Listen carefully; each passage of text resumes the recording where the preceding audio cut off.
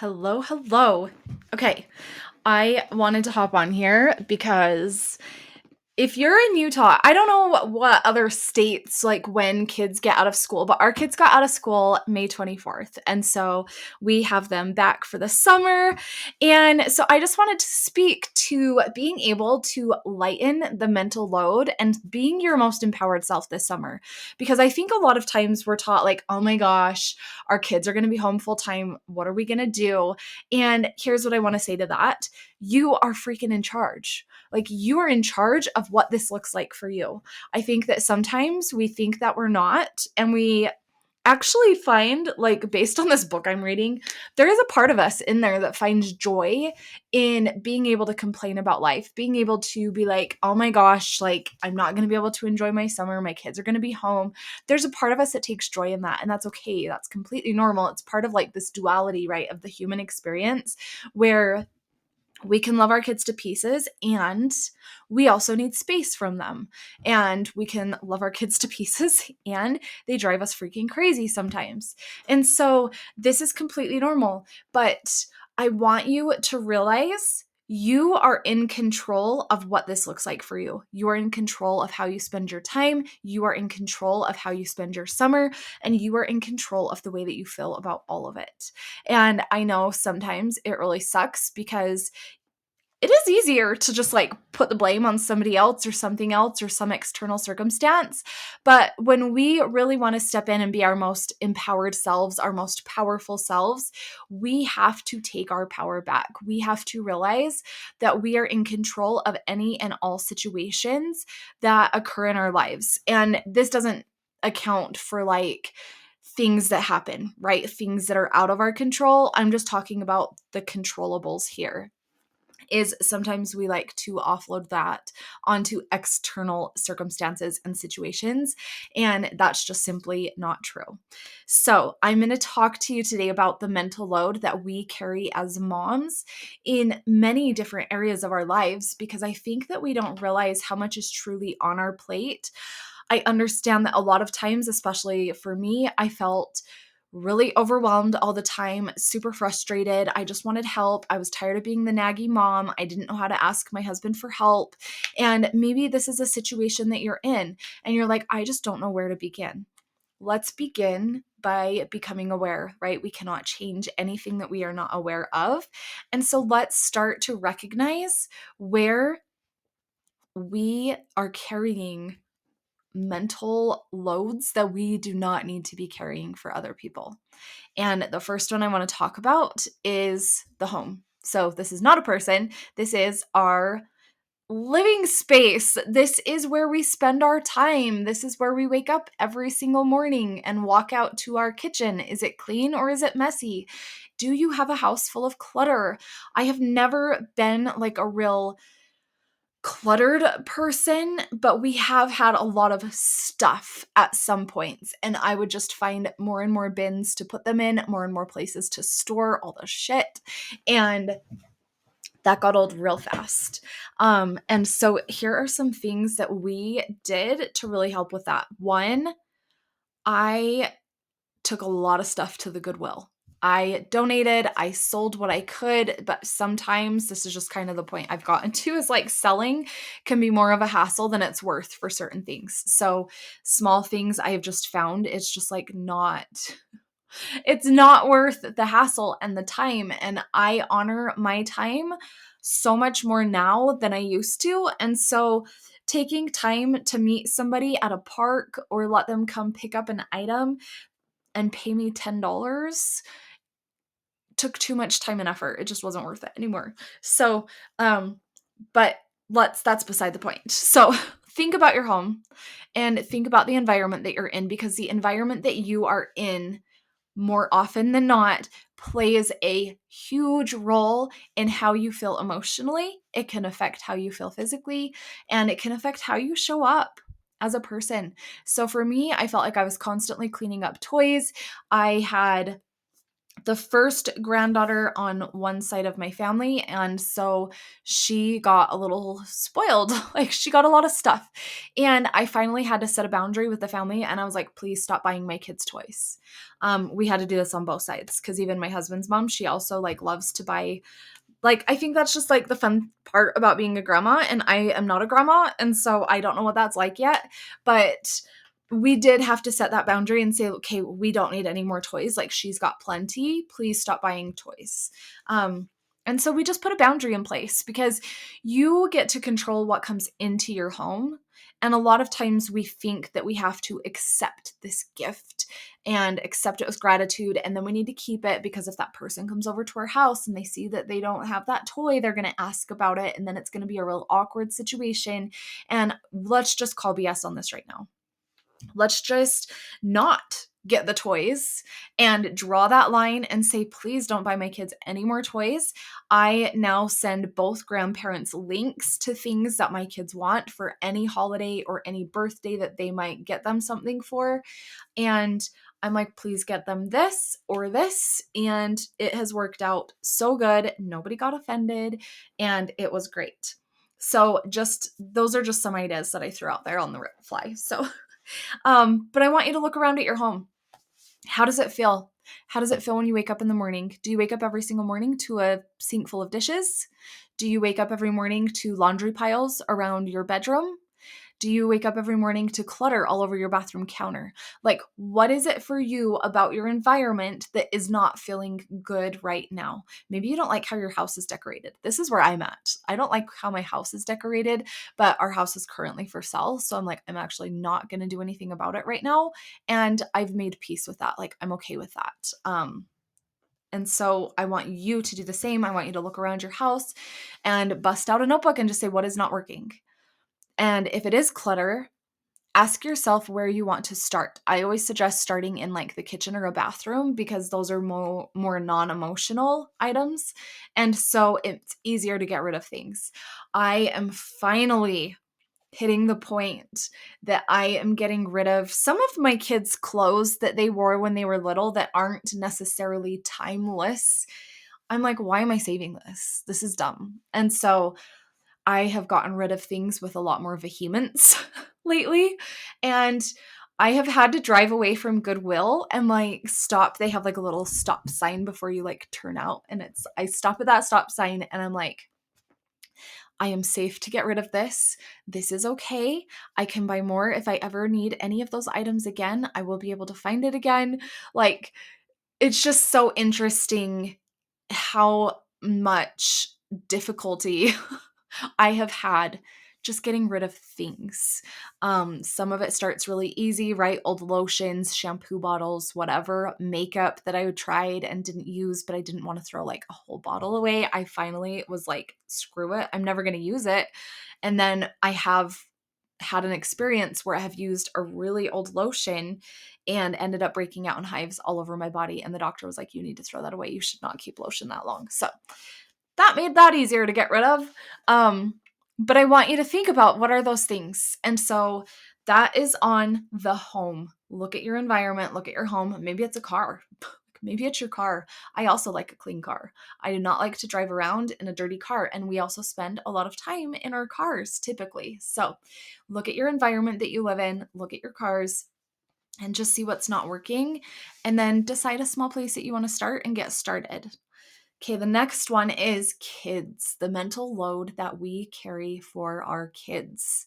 So let's just say our kids have chores, our kids have sports, our kids have activities, our kids have snacks that they need to eat, especially if you have little kids, right?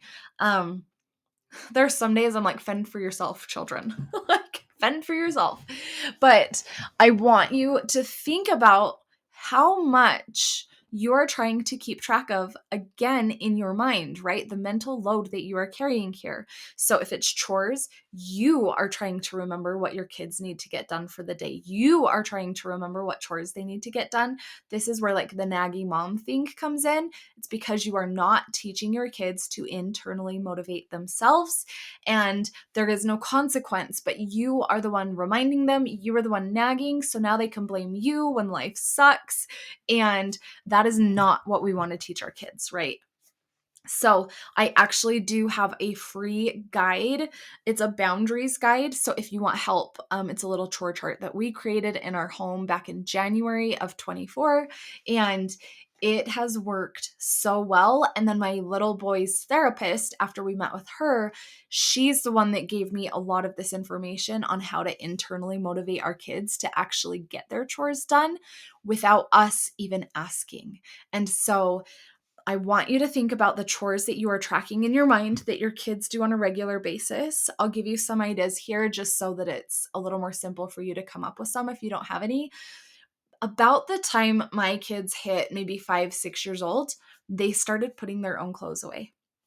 I would wash them, I would dry them, and then I started teaching them how to fold them. What did I have to let go of? A lot of freaking perfectionism and allowing my kids to walk out the door in wrinkly clothes because they shove them in their drawers. So there is that. And I've also taught them to put clothes on a hanger. We hang all of their shirts. They have a shorts drawer that they put shorts and pants in. Like, not everything hangs. And I had to let go of my kids walking out the door in pristinely pressed clothing, and they were okay with it. And so I was okay with it.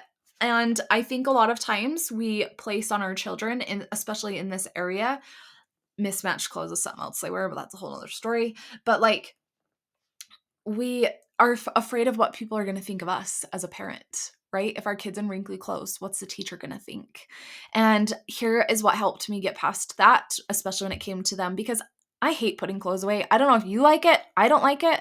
I put my own clothes away these days, and that's about it. Sometimes I'll put my husband's away, but usually I leave him in a pile on the bed and he puts them away. So there's that.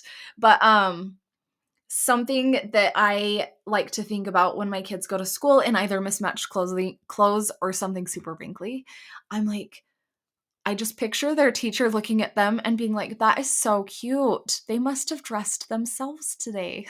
Like, I don't know where this came from, but it was one day that Chloe was wearing like all cheetah, literally cheetah shorts, cheetah shirt. None of it matched. She had these cute little cheetah and black Adidas tennis shoes. And I had to swallow a lot of pride that day, but that day was also the day that I made the decision that I was going to let her march to the beat of her own drum. And if she didn't care, then I didn't care. If she was proud of the outfit she put together, then I was proud of her for being proud of what she was choosing. And so that was the day I let it all go. And I just pictured her teacher looking at her and being like, oh my gosh, that is so cute. Like, she must have dressed herself today. Okay, so they put their own clothes away. And then I have a whole chore chart. So my kids do very simple chores, especially my two younger ones. It's like dusting dressers, dusting shelves, bathroom garbages. My little boy, he's 10. He takes out the kitchen garbage when it gets full. My older two, they scrub bathrooms. They each have a bathroom. Once a week, they deep clean the kitchen. They take turns vacuuming on the weekends now. This is something that I just hadn't had them do for a really long time. And I like, now that my husband's home full time, I vacuum 2 days a week. My husband vacuums 2 days a week, and then my girls vacuum on the weekends. And so the house gets vacuumed about 6 days a week. Maybe that's overkill for some. I don't know. My mother-in-law actually told me that she had read a thing saying that you should vacuum as many days of the week as you have people in your family. So we have 6. We vacuum 6 days a week. I don't know if that's true or not. And I didn't do it to follow that.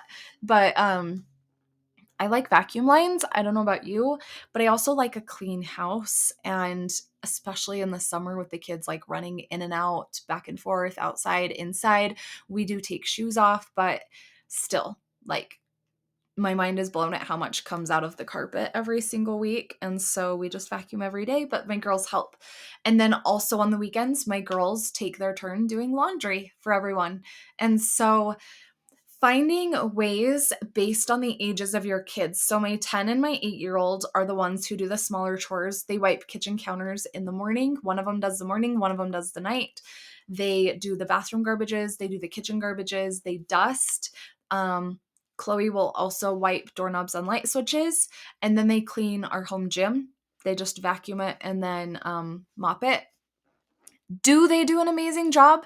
No, they are 10 and 8. They do not care. But was I going to do it that day anyways? No. So I want you to ask yourself, like, was I going to do it that day anyways? Possibly not. So is done better than perfect? Absolutely. Like, I don't think our kids are ever going to have the standards of cleanliness that we have until maybe they're adults and they understand, or maybe not. But get some of the stuff off your plate. That's really what this is all about. And I'm giving you a ton of ideas in here of how you can incorporate some help into your home. And maybe what you're doing, you don't need to be doing all of it. I think there's this belief that, like, oh, if we're a stay-at-home mom and our husband goes to work and earns the money, then it is our job to do everything else. And I want to call BS on that. If that is the way that you are thinking right now, I want you to know that that does not have to be your reality. That does not have to be true for you. I had a friend say that to me once. That was her belief. And that's where I picked it up from. That's where I took on the belief for myself until I realized one day, like, life was not feeling good. I was super overwhelmed. I was stressed out. And I was like about to hit a breaking point. Like, I thought I was failing. I was like, why can't I stay on top of it all? And this is not how life is meant to be lived. And you are absolutely not meant to do it all on your own, regardless of whether you have a job outside the home or not. You are not meant to do it all inside the home. So I just want you to know that. And I also had this belief, and I'm going to get to like our partner, but I'm also had this belief that I am supposed to stay on top of it all. And it is my job. And I even had a part-time job too. And I thought that my husband believed the same thing. So I never dared tell him what I was struggling with. I had to like get behind it being okay that I couldn't stay on top of it all. And then when I finally felt okay to ask him for help, he felt horrible and he stepped right up. Now, I'm not saying that's all situations. I understand there are some husbands who do have the belief that, like, no, it's your job to stay home and take care of it all. And this is where you get to decide to start to open up those conversations and find out what kind of life do you actually want to live and what kind of relationship do you actually want to have. And so you get to draw some boundaries, and that is perfectly healthy and okay. And it does take some work to do it. I think that's the worst part about it all is it's not easy, but it's also not easy not having help and believing that you're supposed to be the one doing it all on your own. So I just want you to know that too. Like, it is not your job to do it all. And if you are believing that, let's start to shift that. Okay. So kids, I want to just share like a few other examples. If your kids are in activities or sports, other mental load that you are carrying is making sure that let's just say like baseball, they have their baseball uniform packed. Their baseball uniform is clean. Same with wrestling. Do they have snacks in their bag? Do they have a clean singlet to wrestle in? Are there shoes in their bag? Is there headgear in there? So whatever it is for you, you're also carrying that load. And so the chore chart that I keep referring to is the one, I don't know if you've ever seen me share it on my Instagram stories, but it is one that I print out, I laminate. It has squares for each chore that they do morning and then afternoon and then evening. And they have square magnets. I just bought them on Amazon. And they put a magnet on their chores when they're done. And it is so simple. And then I have a little calendar, and all of this is in the template in the show notes, but it's a calendar and it just has the days of the week and what chores get done on the days of the week too. And so they're just both on my fridge. They can look at them both, but it makes it so simple because now as we start to internally motivate our kids, we don't have to remind them anymore. We say, hey, here's the consequence if you don't get your chores done. And my kids hate the consequences. Like my two youngest, now that it's summer, they don't really play the Switch. I can't remember the last time we turned it on. So now that it's summer, I'm like, okay, we have neighbor kids that they play with almost every single day. They love playing with the neighbors. And I say, no playing. And I know that is, here's the thing. Yes, this consequence also sucks for me, but it sucks for them because they like to play and they want to play. And so then they start to internally motivate themselves a lot faster once they lose playtime 1 or 2 times. So does that make sense? So like whatever the consequence is, make it something that your kids hate. Yes, this consequence that we just changed to at like a week ago, so like the first dish of May, middle of May, my little boy looked at me and he was like, "What?" I was like, yeah, sorry, like you won't get TV. They actually don't get TV or playtime. And I said, buddy, you're looking at this the wrong way. You should be looking at this like, no problem, mom. I will remember to get all of my chores done. And the consequence isn't an issue, right? And so this is where they learn, oh, I don't like this consequence. I'm going to get my stuff done. And this is where we as parents, it's on a chore chart on the fridge. Don't come to me for asking what you need to do. You know what you need to do. And so even his therapist, she said, do not remind him. Just it goes on the fridge. The expectation gets set. Hey, buddy, here's the chores that we have every single day. And if they do not get done, here is the consequence. And then when he doesn't follow through, so like as I sit here today, he did not get his dishes loaded into the dishwasher. When he gets home, I got to say, hey, buddy, you know what? I'm so sorry, but it's on you. Like, and I'm not going to say sorry. We don't apologize, but there's that. But I say, buddy, you didn't get your dishes in the dishwasher today, so you actually don't get to play. Maybe you can try again tomorrow. And when we first implemented, it only took, I think, once or twice. And then he was getting every single thing done. And the thing that you want is you want a consistent consequence, and you want it to be a consequence that they're actually motivated to like not experience. And so those are the 2 caveats to that. So if you want to download it, click the link in the show notes. Okay, now let's talk about the mental load that we carry for our partners, right? We are the ones who, I guess I should say, I shouldn't generalize all of us, but if you are at the beginning of your marriage, kind of how I was at the beginning of my marriage, I was washing his clothes. I was making sure he had clean work clothes every single week. I was making his doctor's appointments, his dentist appointments. I was the one who was making sure that the bills got paid. He had a hot meal on the table every night when he got home. I would also help take care of the dogs. I would mow the lawn. I would do all the like weeding, all of it, right? Cleaning, like kids, all of it. And you can see how exhausting that becomes, right? And so before I asked him for help, I just was like, well, this is my job. This is what I am supposed to do. And I was basically parentifying him. Like I was behaving like his mother. He would ask me on the weekends if it was okay if he went hunting. And I do think there needs to be discussion around that because at the very first of our marriage, he was gone every single weekend. We were young. For those of you who don't know my story, like I got pregnant at 18, I had my first at 19. So we were babies raising babies, but we were not emotionally mature in any way. And so he was gone every single weekend. And so we had to start to work through some of this. But I just held on to this belief because I saw the way that his parents were, and they very much have the gender roles. And I think that's just kind of that older generation. But I didn't want to live that way. I saw life differently, and I was feeling overwhelmed, and I was struggling and trying to do it all. And I remember like wondering, is this how his mom feels? Or is this how other women out there feel who look like they are on top of it all? Do they really feel like super overwhelmed at the end of the day, and they're just so grateful when their head hits the pillow, but yet they still think that it wasn't enough? They still think that they failed, because that's how I was feeling. And I had to come to realize that my husband's actually a big boy, and it's not my job to take care of everything for him, nor is it your job. And so it's okay to ask for help. It is okay to make them take care of their own dentist appointments, of their own doctor appointments.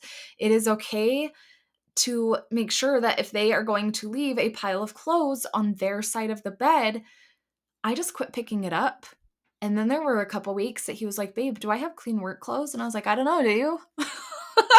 Like, I didn't approach it the best way in the beginning. I was very passive aggressive, and this came from like my childhood and my learned behaviors to feel safe and to protect myself as a child. I grew up in a fairly traumatic household, but this was my learned behavior, which I'm now learning in therapy and working through, showing up as a better partner and a better human. But so I would make passive aggressive comments. So also recognizing your behavior behind it. Like, there's so much to this. There is so much, and I can't spill it. Like, we're getting kind of long on this episode, and I want to like spill it all, but your husband is also going to have his own responses, because you were both raised in a home where you saw certain things and you picked up these stories and beliefs as to what a relationship should look like. And you're bringing that into your marriage together. And so it is a rediscovering of what works for you. So for me, it started off as making passive aggressive comments. Like, I would literally make comments of like, I would love to see the day that you ever vacuumed the house and stuff like that. And I had to realize that was my way of asking for help, but not really asking for help. That was my way of being like, how might he respond to this comment? What is he thinking about doing household chores as a man? What is he thinking about me doing household chores and it should be my job? Like, that was just kind of my way of like dipping a toe and trying to recognize how he might respond. And then the next time I was just like, I kind of did have this little, I don't want to say explosion, but like mini explosion, like mini, like fall apart. I was just like, I can't stay on top of it all. This is too much. Like, I'm trying to do this. I'm trying to work 24 hours a week at the hospital. And he was like, I had no idea. I had no idea. And did he step up and help right away? No, it took years. It took years. And that's okay. I was not persistent in my asking. I am really good, and maybe you're really good at like self-abandonment and just kind of throwing yourself under the bus and just going back to the way things were because it seems like too much work to change. And so I did that for a lot of years. I was like, you know what? Like, okay, I got it out. I told him, and I guess I just kind of like expected maybe he'll step up and help out. And when he didn't, I was like, okay, he doesn't want to. I didn't continue to ask. And we have to remember, like, when we're learning new things and creating new habits and shifting behavior within our homes, it's going to take time. It's going to take reminding, and that is okay. That is perfectly normal. It is okay. You can keep reminding, you can keep asking for help, you can keep stating your needs. And this is something I want my kids to learn how to do a lot faster than I did in my relationship, because now life is feeling good. My husband and I, anytime we have like a disagreement or anything like that, we recover so freaking fast, because now we have realized that we don't actually have to carry each other's emotions. We are not in charge of each other's emotions. And he has realized that. He's in therapy, like I'm in therapy. And I think that the fact that he's even in therapy is like mind blowing to me. But this is like where all of this has led. But as a woman and as a mom, like, it's simply us realizing we have needs and becoming who we want to be and getting the help that we desire to have, whether that be from our partner or outside of the home, hiring somebody to come in and do it, like whatever it is, right? We show our partners there actually is a different way of life, and it actually can feel a lot better. And I think that there was always this stigma around therapy that you have to have a problem to go. That was the generation I was raised in. Something had to be wrong with you. You had to have a problem. And I just want you to call BS here. Call BS on that. It is not true. I will tell you some things that therapy has helped me with, especially to offload some of the mental load I was carrying for my husband. He had this belief that just because I was his wife, when he asked me for help with something, I should say yes to all of it. All of it and any of it. I was here at his beck and call. I was here to help him. And the day I told him no, woo! He had his own reaction. And I had to realize that was not mine to carry. I did not have to pick up that stone. I did not have to throw myself under the bus and go out and do that thing that he asked me simply because he got upset by my saying no. And that was the beginning of the shift of our entire relationship.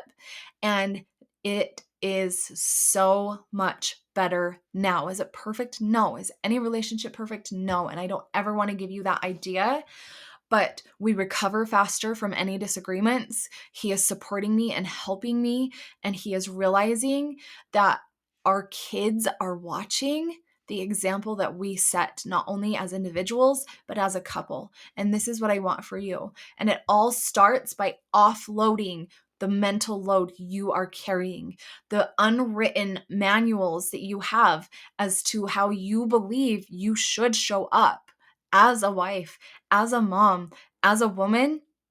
And we have to stop judging ourselves for that and living life in a way that we think we should. It is time to take back your power. It is time to step in and become your most empowered self.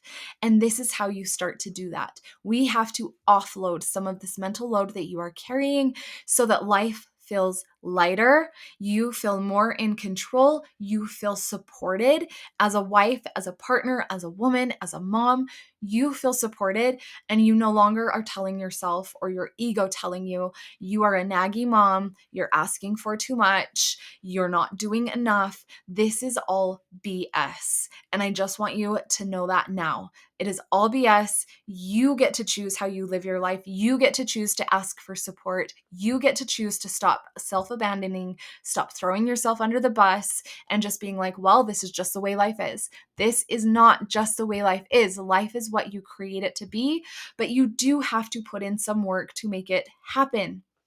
I promise you, it gets easier and easier.